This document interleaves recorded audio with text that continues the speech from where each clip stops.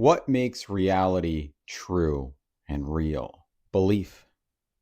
It's your belief that it actually means something to you that actually makes it real. But you see, even the belief that it's true doesn't make it true. What makes it true is number one, your belief, which is just your attention contracted, and then it's your feelings, your emotions, the chemistry in the body that fires up and it makes it real. Right? For example, you're watching the movie. You believe the movie to be real. Why? Because you are experiencing that movie fully.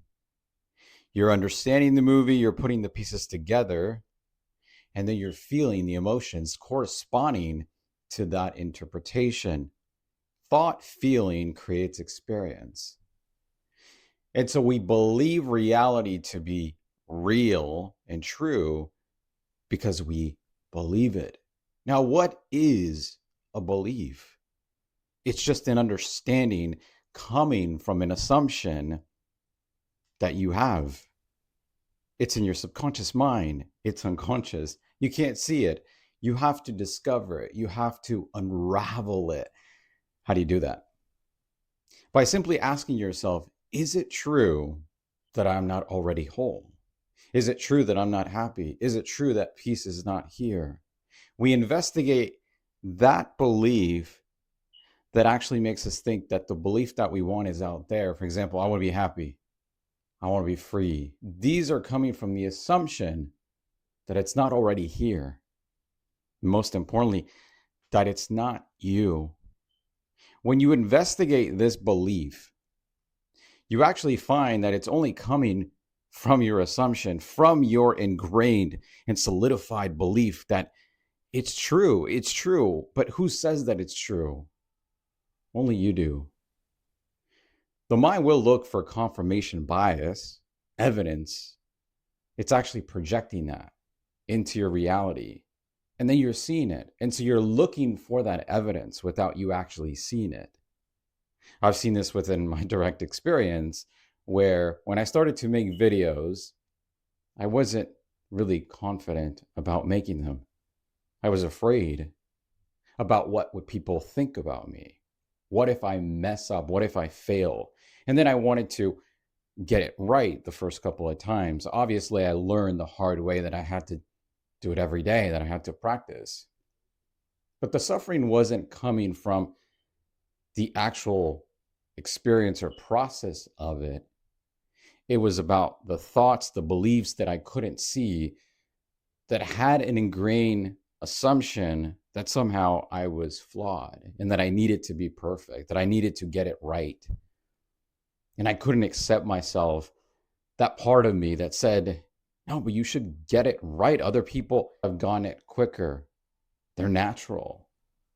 You're never going to make it. Now, it's easy to look at these thoughts and say, well, Ivan, why did you believe those thoughts? Well, because I couldn't see them. You see, the assumption is always at what we're not looking at. It's like wearing sunglasses in your head, and you never look there because you assume that there's somewhere else, right? The last place we're going to look at is at ourselves because the mind does a very good job of projecting it outward. Now, I don't want you to separate yourself from the mind because in totality, it is you. Your mind is just a tool, but it believes itself to be real. You see, the you that you think that you are is the construction of the mind. This is why the veil is strong. That's why it's very hard to see through the illusion of what we call the me, the someone. When we investigate who am I, right? Self-inquiry, self-reflection, who exactly is asking the question and who exactly is answering it? And then ultimately, what are we trying to get to? It's a paradox because the questioner is the answer. You're looking for something that you already are, but you have the assumption that you're not it. Again, you're not embracing the totality of experience because the mind works in dualistic frameworks, subject, object, right? It needs to understand, it needs to grasp. That very activity creates the illusion that there is someone here trying to understand, trying to get it. And so when you say, who am I? It obviously knows the answer to that question, but it's the very same mind creating that story, reinforcing that story. And so here we really need to look at the assumptions that we have. When you identify, when awareness identifies with any belief, and you don't need to believe anything, really. In fact, what if you didn't believe anything about yourself? Would you still exist? Would reality somehow fall apart? Your story might, right? The belief that says, I'm not good enough may fall apart. You may not see it, but if it were to fall apart, it would open the door for you to see all of your strengths, all of your abilities that you have to offer to the world. If you use the positive affirmation, let's say, if we want to call it that, I'm confident. Does it actually change anything? Does it actually make it true? Now you can say, well, I can believe it, I can feel it. But that's not actually what's making it true, even if you were to feel it. What's making it true is that you're reinforcing the idea that somehow you could be confident. But in my experience, and me trying that, it never worked because it's coming from the assumption, the deep-rooted assumption, it's hidden, right? You can't see it. You don't want to see it. The mind doesn't want to see it because it's an aspect of yourself that the mind is not willing to accept because it believes in perfection. But life is not about perfection. It's completely imperfect. Think about it. Everything that happens, what exactly is perfect about it? If you look at nature, everything is raw and natural. There's no perfection to it, but yet, because we're not judging it, and because nature doesn't push anything away, weather patterns happen. If somebody were to tarnish a tree or disturb a river or hurt the environment, which we unfortunately have, it wouldn't say anything. It wouldn't do anything, but it would allow everything to unfold, and it has survived. It has kept this planet whole and full. It's provided us with a habitat, ability to have this experience of life. And so you can learn a lot from nature, the stillness, the presence, the constant knowing that is there. It's free. It's free from story, from belief, from being defined by anything.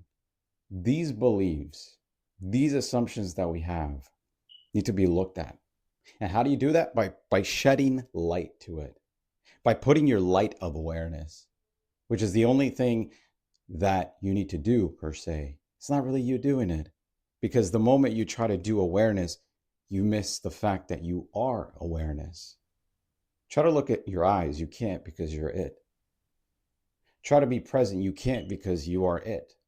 Try to be still. You can't because you are it. Only if you have the assumption that you are not stillness, that you are not awareness, or any other belief that you want. So it's not about changing these beliefs.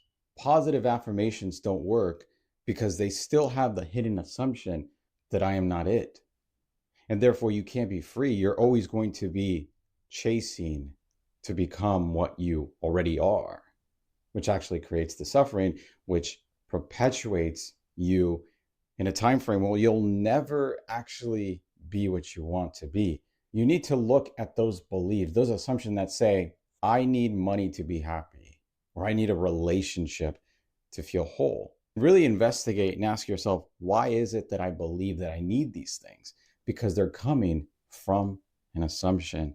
The last place you're going to look at is what's looking.